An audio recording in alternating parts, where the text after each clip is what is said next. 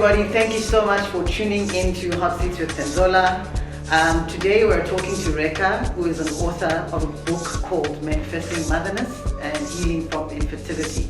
Infertility is a thing that a lot of people avoid talking about, but unfortunately it is a reality. Rekha will be sharing her journey with us of having tried to fall pregnant for the last 4 years and has failed.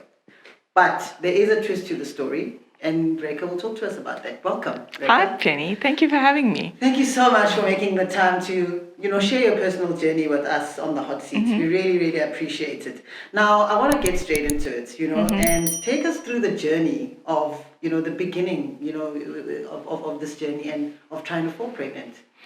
So, Penny, like you, I'm a banker, and I spent most of my 20s studying and most of my 30s working.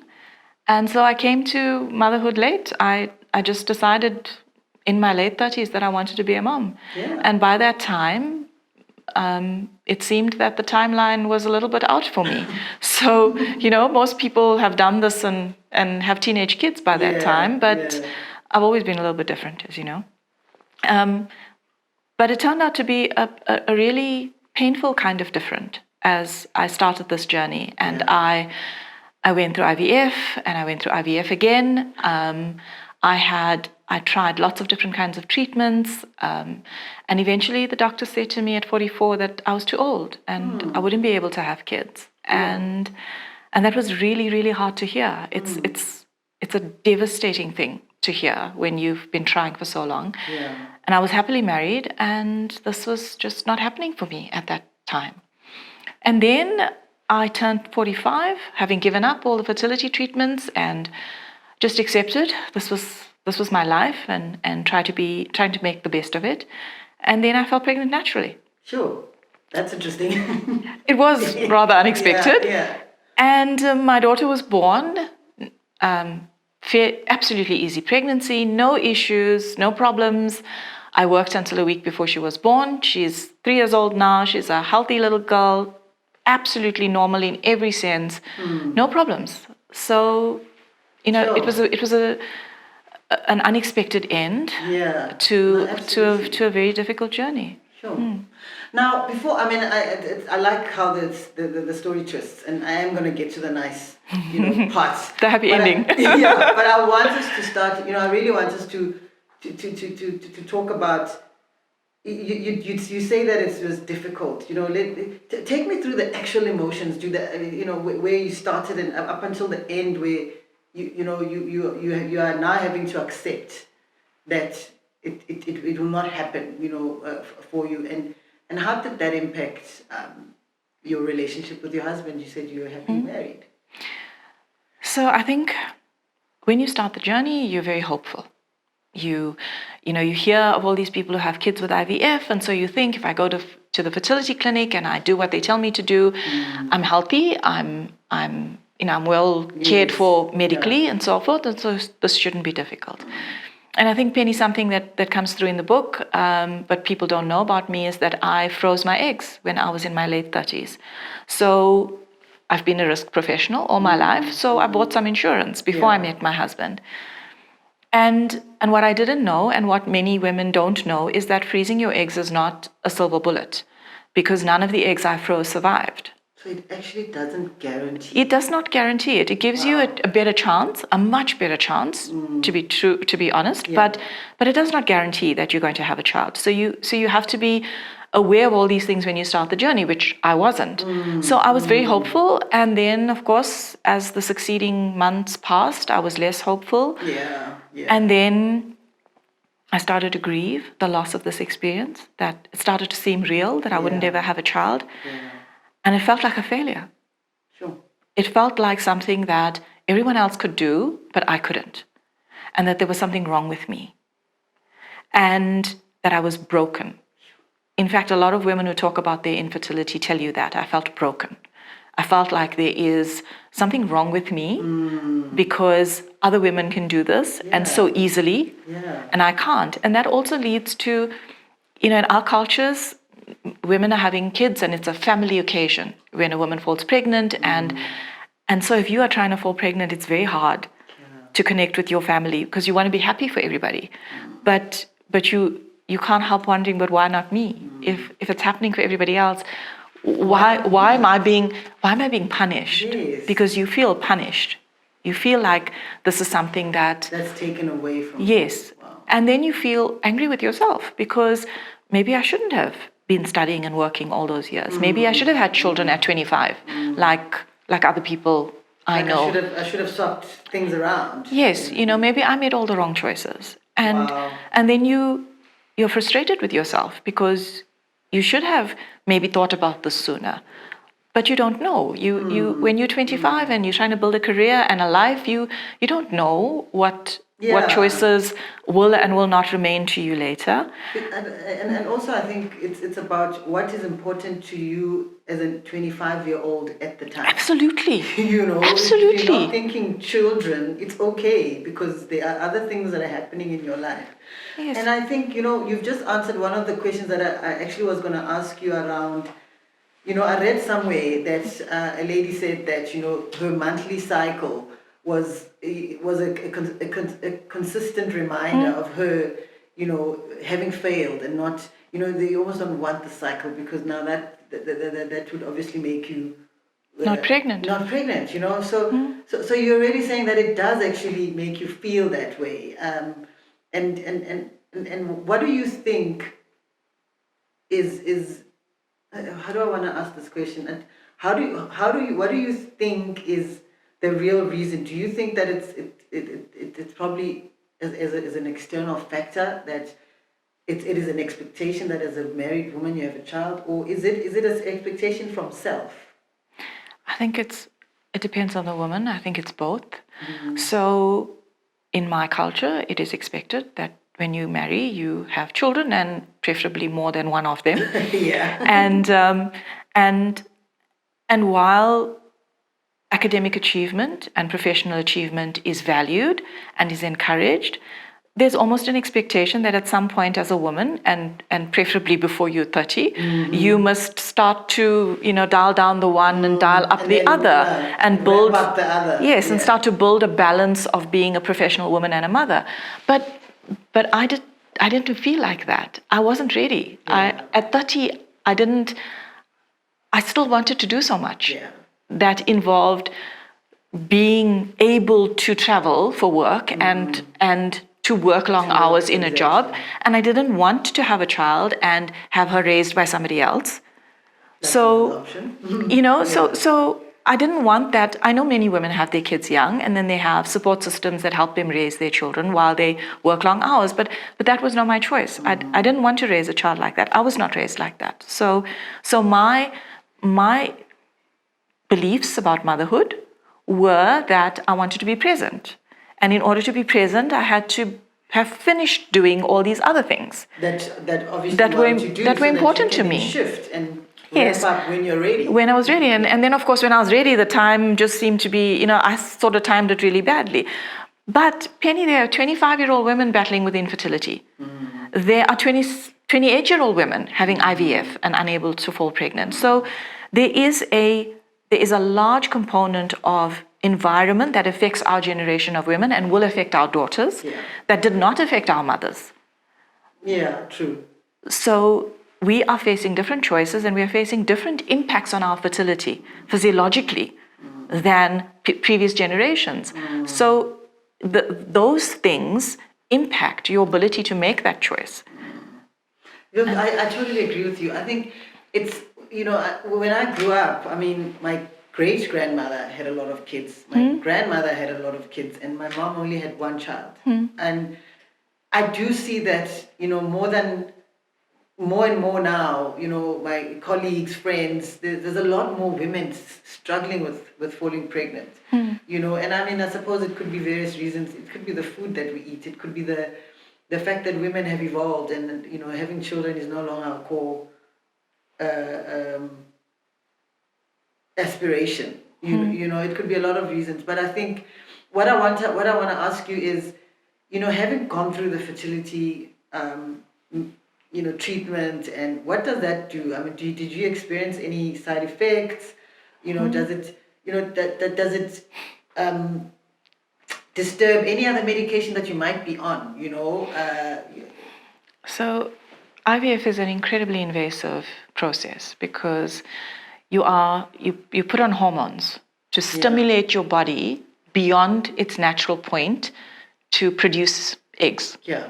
So that they can harvest them, so that they can fertilize them either in the lab or intra-uterus. And of course, that has impacts on you. You can imagine if you pump yourself full of hormones, multiple times what your body normally holds.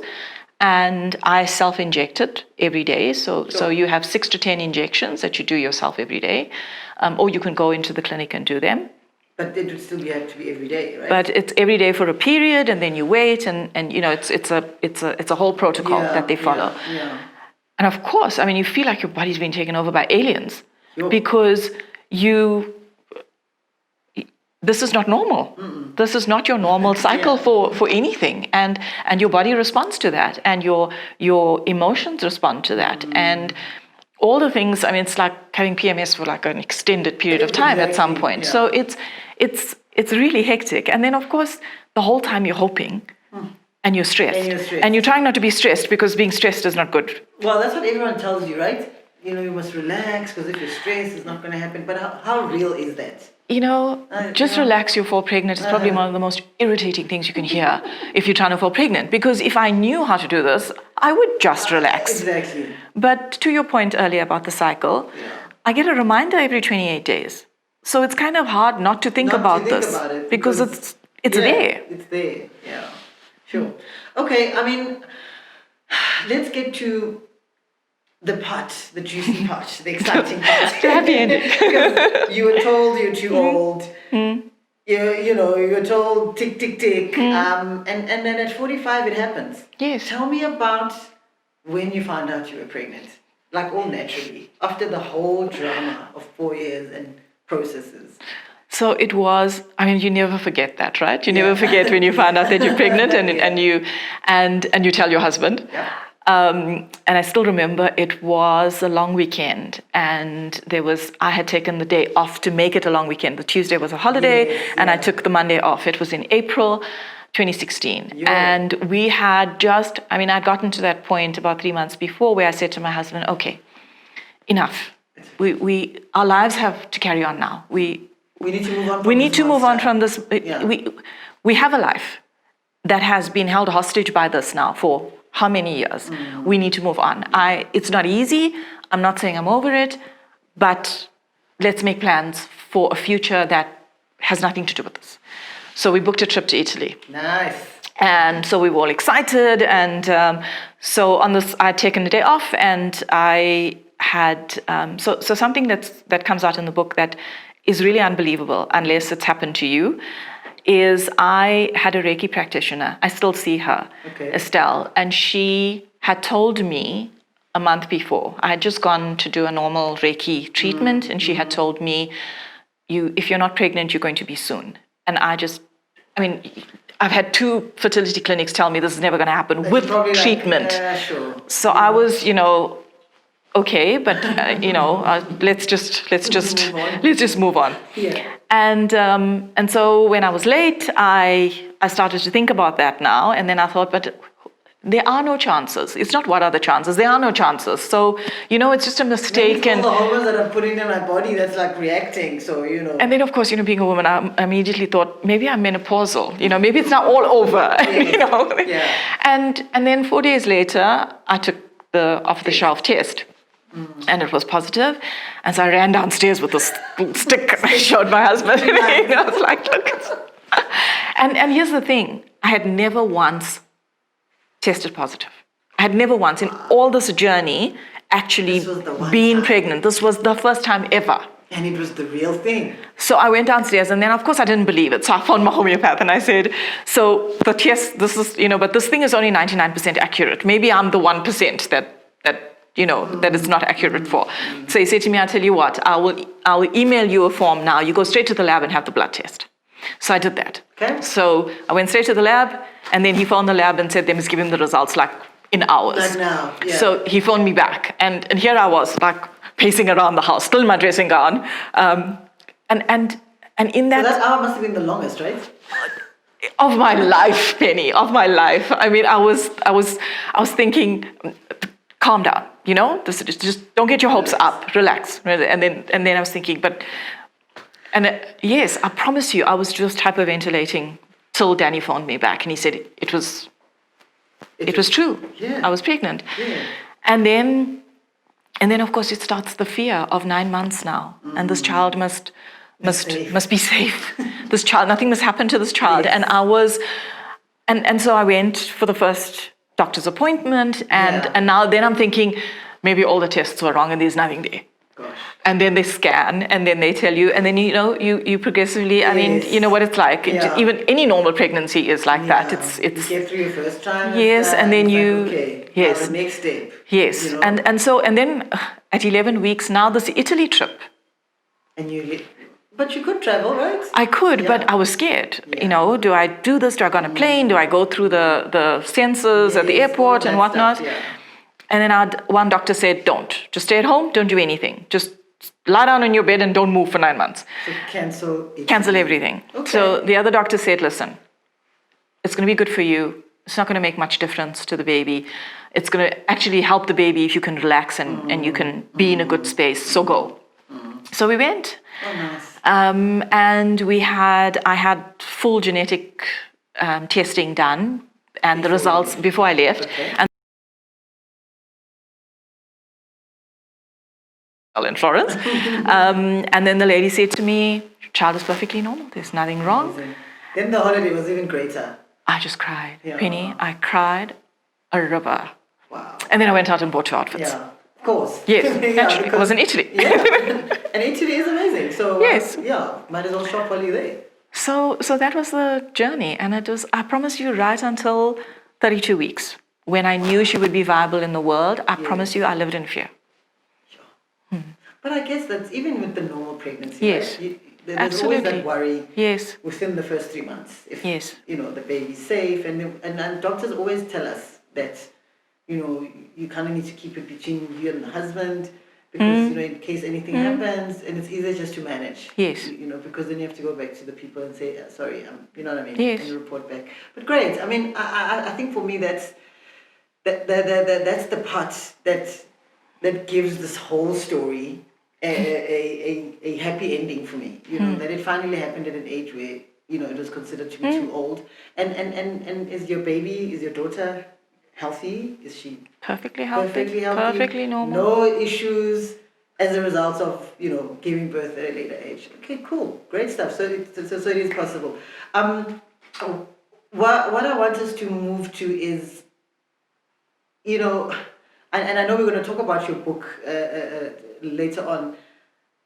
There are so many people out there that are trying to fall pregnant, like we said earlier on, 20-year-olds, 25-year-olds, 40-year-olds,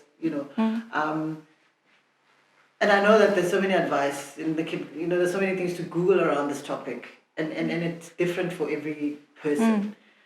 What advice would you give to a couple or somebody out there that is actually trying to fall pregnant, or that's gone through all the different fertility, all the possible fertility processes, and what would you say to them? As either words of comfort or advice? It's like you say, there's no one right answer for everybody. So for me, and why I wrote the book's not really about I fell pregnant at 45 when I thought I wouldn't. The book's actually about me realizing that for me, infertility was actually an awakening. It was a knock on the door to say, you're living an unbalanced life. And I'm not saying this is true of other women who are having this experience. But for me, it was, look at the hours you're working. Look at the life you're living. Look at the focus you are putting on some parts of your life and the complete dismissal of other parts of your life. Look at how you are not emotionally healthy. Look at how you are not fully, holistically accepting yourself. Sure. Loving who you are. Living with the choices and loving the choices that you've made in your life. Look at the limiting beliefs you have about yourself, about the world, about what's right and what's wrong, what works and what doesn't. I think that for me, healing those things was what created the miracle. Infertility for me was a wake-up call. It was, you want this, but how will you fit this into your life? Does it have space in your current Yes, life? because I had no space in my life, to be honest. I wanted a child, but I had not nurtured myself. You hadn't prepared for it. No, I had not cared for myself, but I wanted to care for a child. I did not unconditionally love myself, but I wanted to unconditionally love a child. Yeah. That's it's strange. Well, how would you do it? How would you do that? Yeah. I wanted to mother somebody, but I was not allowing myself to mother myself, to love all the parts of me, the parts that are not socially acceptable, the parts that are uniquely me, the parts that are not culturally acceptable, all the loud, intimidating, bossy girl parts of me. Yeah. You know, Yeah. so my journey was about healing myself, and as a side effect, the infertility went away because the infertility was the wake-up call to heal myself. So you actually dealt with, you know what, like they say, you used an antibiotic for a cough versus Yes. a cough mixture. Yes, you know, some of us need to learn our lessons hard, Penny. Do you know what I mean? Yeah. So but I mean, I mean, we've already started talking about the next question that I was going to ask you in terms of what inspired you to write this book. And I mean, you've already explained to us the core message in this book. I mean, tell me about what else do you touch on in this book? And please don't forget to tell us as well, where do we get this book? Okay. How does one get hold of this of the copy? Because like we said, this is a wider problem, especially in these times, because certainly when we grew up, we were not, I mean, a lot of women had a lot of kids. So yeah, what other topics do you speak about? So there are 4 main sections in the book. The one is emotional work, and there are actually exercises in the book to help you release emotion and to work out what your emotions are. Because for many of us, we were not raised to understand what our emotions are, particularly the big scary ones. And if you're a little girl, it's not nice to be angry, and certainly not to express your anger in the world. Yes. And so there's a whole section on doing your emotional work.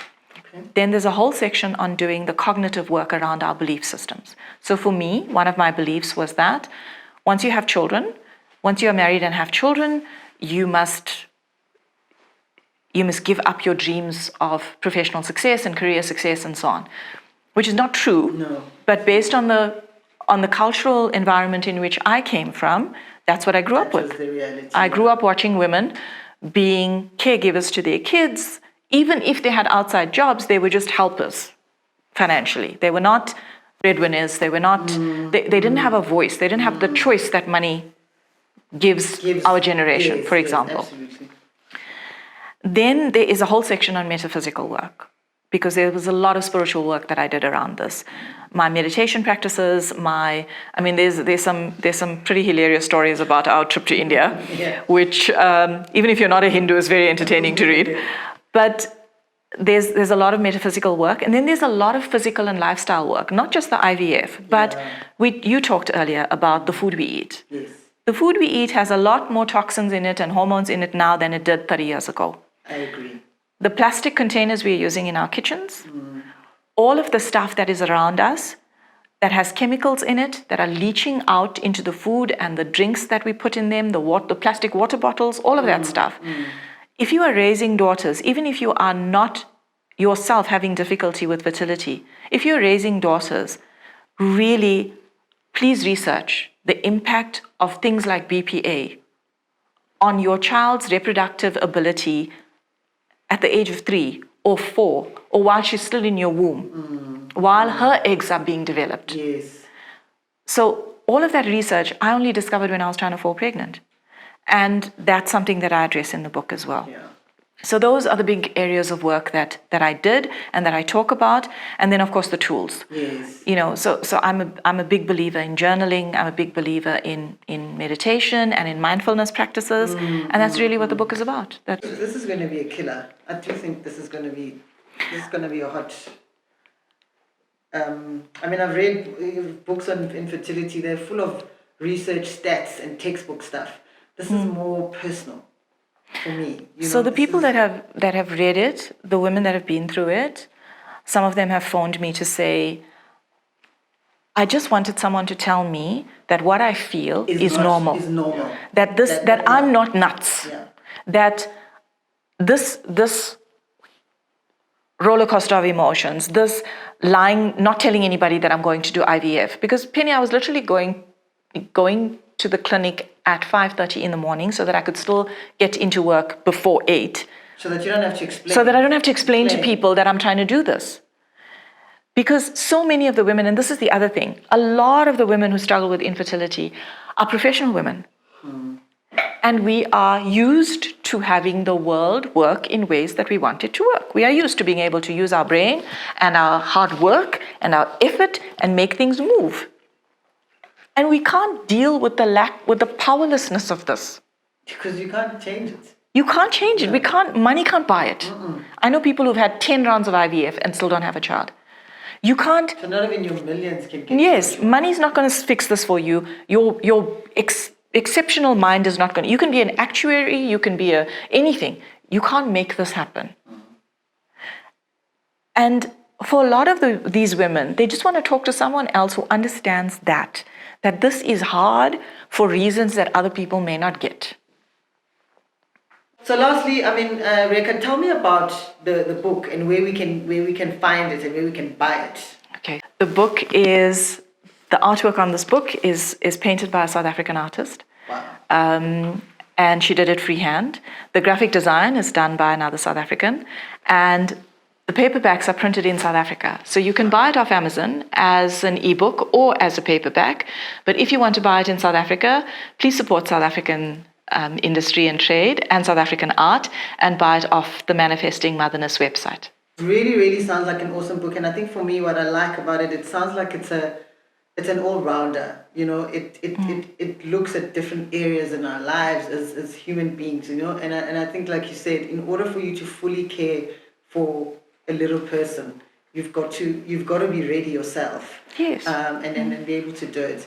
And thank you so much for bringing copies of the book to Hot Seat with Penzola. We are going to be giving away some of your copies. I think it's been an awesome time spent with you. And thank you so much for sharing your personal story and giving an opportunity for someone to read that. In hoping to assist somebody that hasn't gone through your journey, but they will be able to have some sort of a reference to what it is that they're going through. Because like you said, earlier on, you spoke about emotions. You are absolutely right. We were never taught to not only express, but understand what's going on with you. And that is why, for me, lately, there's a whole buzzword of self-mastery. That comes from the fact that we were not trained or taught to understand who we are and what we go through as human beings. So thank you so much, Rekha, for joining us. Guys, that was an awesome interview with Rekha, the author of Manifesting Motherness. And thank you so much for tuning in to Hot Seat with Penzola. Please do subscribe to the channel if you tuning in for the first time. Thank you so much. So we're giving away the sought after book. All you need to do to get hold of this copy, you need to comment on any of our digital platforms and in telling us why you would like to read this book. But also, those of you out there that are experiencing what Rekha and I have spoken about today, or if it's something you have gone through before and you'd like to talk to somebody, Rekha is giving away a coaching session, so she'll be more than happy. You can be anywhere in the world.